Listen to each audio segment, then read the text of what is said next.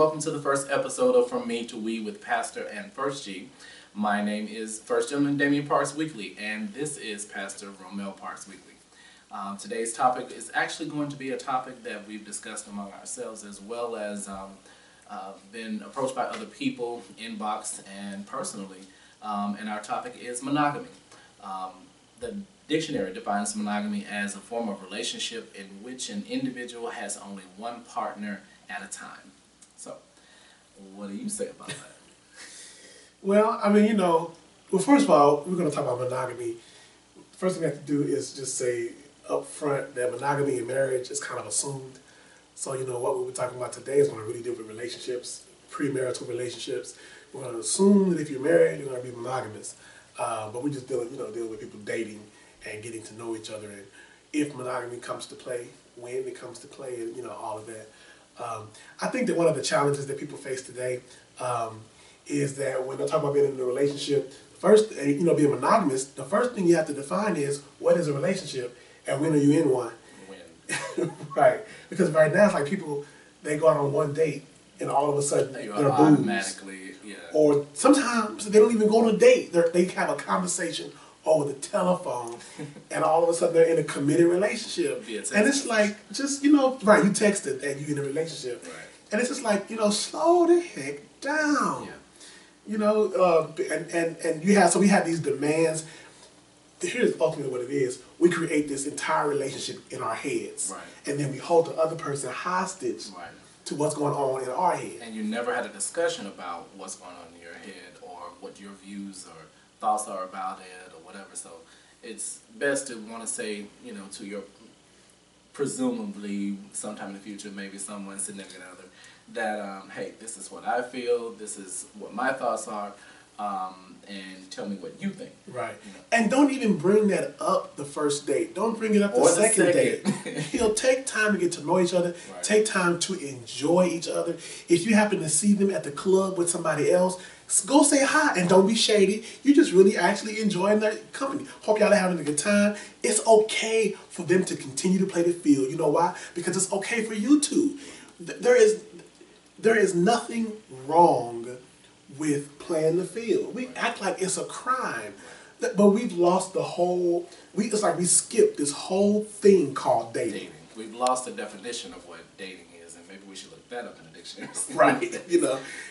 And truly, honestly, a lot of people even define dating differently. Right. So when we talk about dating, we're just talking about where you're at a stage of getting to know one another.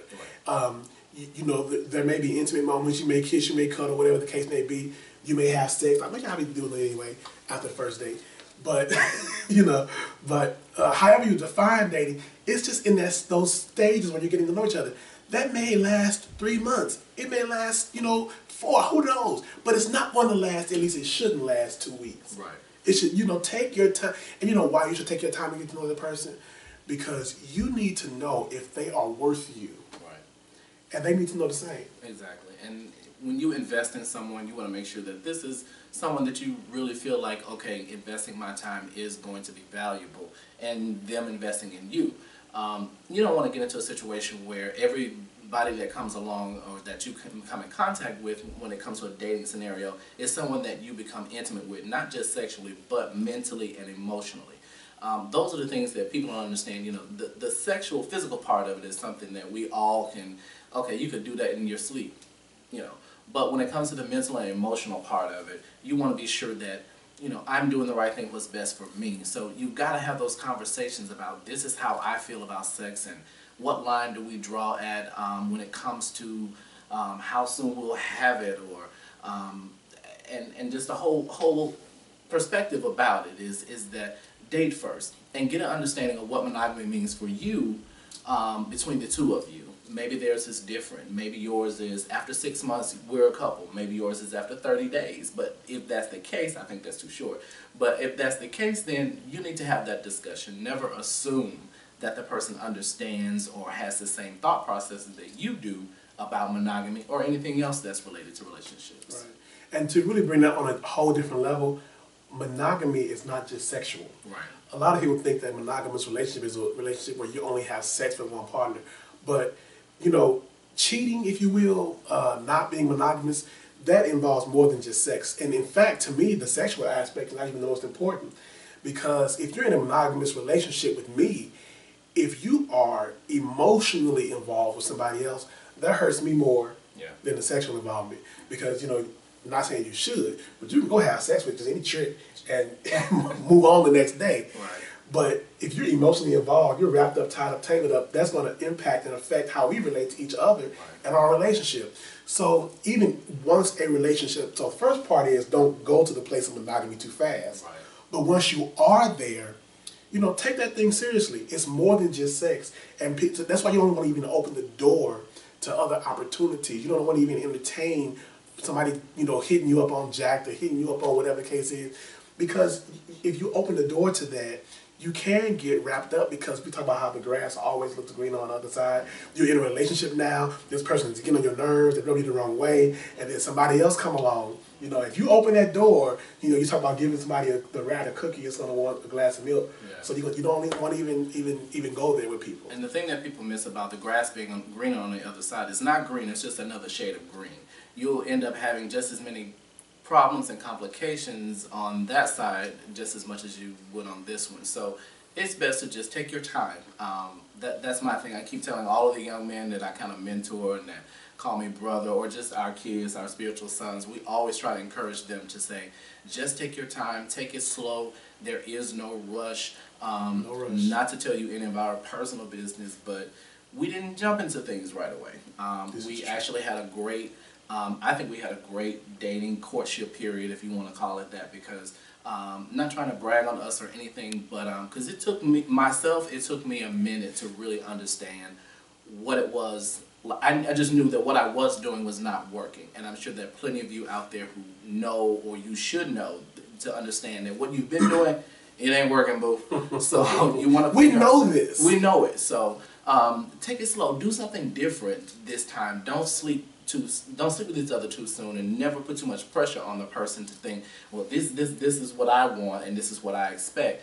Sit down and talk with the other person and get what they expect and what their beliefs are and their values and their thought processes for themselves and what they expect out of you. It's not just about you, but you got to be about the other person as well. And this is going to sound really bad when I say this, but honestly, and I'm really trying to be real here, become friends with benefits first. Now, when I say benefits, I don't mean sexual benefits. And that's, of course, what everybody would rush to when I say it. He probably looked kind of like, what the hell? Just when I said that. But what I mean by that is the relationships that last the longest are the ones that are founded on a basis or a foundation of friendship. True. So even if you think this might be somebody that I want to spend more time with and ultimately be involved with, start out as friends. Even if that friendship does from time to time involve intimacy, even if you hold hands, even if you cuddle up, even if you kiss, just be friends at first. And so that's why we're talking about not rushing things and not having these unfair demands that you have on somebody after 3 weeks, after a month, because right now you're just friends. They are free to live their life, you're free to live your life, and you're still getting to know each other. That's wonderful, because not only does it guard your heart, but it also shows respect to the other person. Absolutely. And that you're not, it's almost like, you don't become a thief and you're trying to just capture and steal away their individuality when you haven't earned it yet. Right. And they haven't earned yours. I mean, at the same time, sure, you want to make sure that you guard your heart and your emotions and your mentality and all that kind of stuff. But you've got to be considerate of other people. I think a lot of times we're so damaged and we're so hurt by previous situations till the next person that comes along gets the brunt of all of your energy channeled in on them.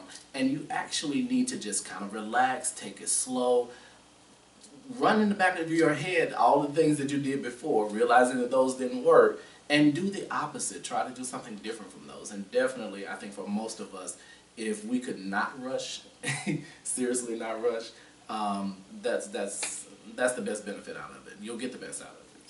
There was a prophet, well, I guess it was really a prophetess, whose last name was Hines, H-E-I-N-Z. And this woman said, the best things come to those who wait. It really is true, honestly. You know the little ketchup commercial in the little glass bottle. You have to just wait for the ketchup to come out. But it's true. You have to wait for it. You really do. And I think that when you do that, you yourself will actually appreciate and value the relationship more because you worked at it. You let it. It's like it was a process, and you gave it the time and commitment that it needed. You were able to gauge how the other person gave their time and commitment. It grew over time, and you didn't just jump from 1 to 100 right off, just like that. It never works. Like you said earlier, you've already seen that it doesn't work. So I know that you're listening to this video saying, amen, amen. The only people who will say they full of crap are people who have not been in a relationship because we already know this stuff, but yet we haven't lived it. Right. And that's the thing, taking it from here and actually living it in the real world. Absolutely. So monogamy, I mean, it is what it is, but you've got to have your own personal definition, what you feel like your values are, what your needs need to be met, but you've got to be considerate of the other person. Have those discussions to see where each of you is, and just go from there. Just relax. So we just want to thank you all today for tuning in for our discussion. We're looking forward to the next ones. Thank you for the topics and the emails that have been sent in already. Absolutely. We still encourage you to send those in. We are going to send those to. You can send it to from me to we at judahfirst.org. From me to we at judahfirst.org. You can also catch us on Facebook at facebook.com/JudahFirstMinistries. Catch us on our website at www.judahfirst.org. And also, it's a lot of them. And also on Facebook, excuse me, I said Facebook. Also on YouTube at youtube.com/JudahFirstMinistries. Thank you for today, and we look forward to next week when we'll talk on the next subject. God bless you, and we love you. We love you. Bye-bye.